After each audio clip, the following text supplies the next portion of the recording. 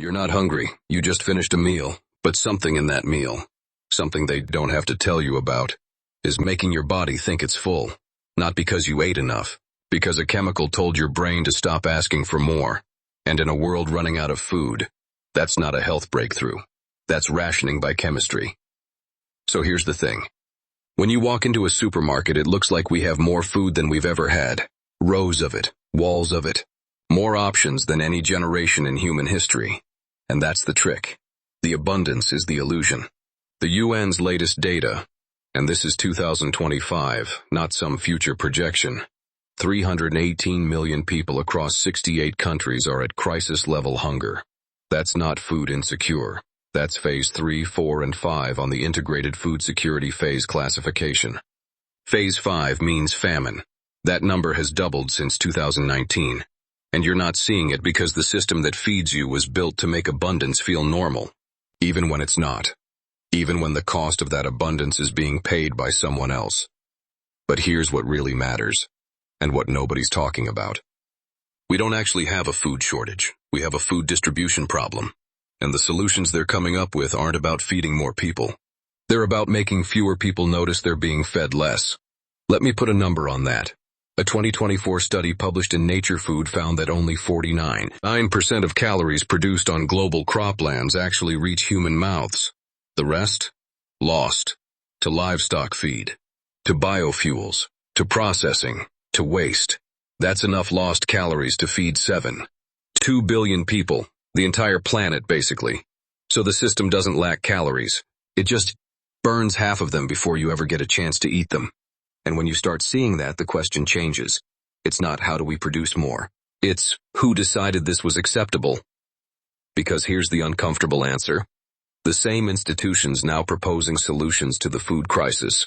The WEF, the UN Food Systems Summit, the corporate coalitions, are the ones who built the system that wastes half our calories in the first place. Now, here's where it gets uncomfortable. In 2024, researchers at the Garvan Institute of Medical Research in Australia published something that should have been front-page news. They developed a food additive, based on a compound called propionate, that stimulates gut hormones to make you feel fuller, for longer, on less food. The framing in the press? New weapon against obesity. Breakthrough for weight loss. And sure, that's one application. But think about what this actually is. A chemical that tricks your satiety signals. Your body thinks it's been fed adequately, even when it hasn't. Now imagine that technology scaled up. Not for weight loss clinics, for food supply chains, for processed meals distributed to populations that can't afford enough real food. You wouldn't need to produce more. You'd just need to make people feel like they'd eaten enough. That's not a solution to scarcity. That's hiding scarcity. And here's the part they really don't want you to think about. Propionate is already in your food. It's been used as a preservative in bread and baked goods for decades. The new research just proved it does something else too, something nobody was studying. Something that, in a different context, becomes a tool for rationing without consent. If this is the first time you're hearing about this, and honestly most people are, make sure you're subscribed. Signal Lost is built for exactly this kind of story. The things hidden in plain sight. We're going much deeper on this. Hit subscribe and I'll keep bringing you what they don't put on the front page. So let me ask you something. Do you know what's in your bread? Not the ingredients list. The actual ingredients. Because here's something that's already happening. In 2021, the EU approved the use of insect-derived protein in food products. Specifically, dried yellow mealworm. It can be added to bread, pasta, baked goods, and manufacturers don't have to flag it prominently on the label. It's classified as a novel food, not an allergen. It's just there.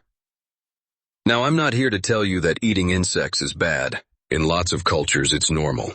What I'm telling you is that it's being added to your food without your knowledge, without clear labeling, and at a pace that's accelerating because it's cheaper than traditional protein. And cheaper is the key word. Because in a system built on efficiency, not nutrition, your preferences don't matter. Your awareness doesn't matter. And this isn't conspiracy theory. This is EU regulation. This is published policy. The European Food Safety Authority approved it.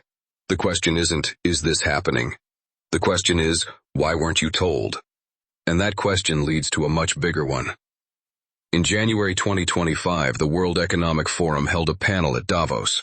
The title was, When Food Becomes Security. Not How to Feed the World, Not Solving Hunger. When Food Becomes Security. That language matters. Because security isn't about nourishment. Security is about control. It's about systems. It's about deciding who gets access, under what conditions, and at what cost. And when the world's most powerful economic forum reframes food that way, you should pay attention. The First Movers Coalition for Food, a WEF-backed initiative, is pushing corporations to transform global supply chains. The language is all about resilience, sustainability, efficiency. But dig into the actual proposals and you find the same pattern. Consolidation of decision-making power into fewer hands. Who decides what reaches your plate? Who decides what counts as food? Because the future they're building isn't about abundance. It's about managed scarcity. Scarcity that's hidden by additives that make you feel full. Scarcity that's masked by ingredients you didn't consent to. Scarcity that's reframed as security. So let me bring this together. We don't have a calorie shortage. We have a system that wastes half of what we produce, and then tells you the solution is chemistry, not fairness. We have additives already in your food that manipulate how full you feel, developed as obesity treatments, but perfectly suited for a different purpose, making less food feel like enough. We have new proteins entering your diet without your consent, not because you chose them, but because they're cheaper for the supply chain. And we have the world's most powerful institutions reframing food as a security issue, which means it's no longer about what you want to eat.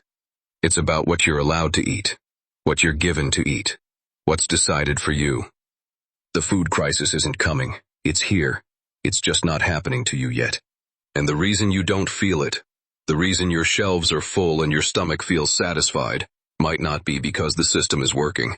It might be because the system is hiding the truth. In your food, in your body, in plain sight. That's this investigation. If it made you think differently about what's on your plate, share it. Someone you know needs to see this. Subscribe to Signal Lost. We go deeper on stories like this every week. And if you've got a food story that doesn't add up, drop it in the comments. We might investigate it next. Stay awake.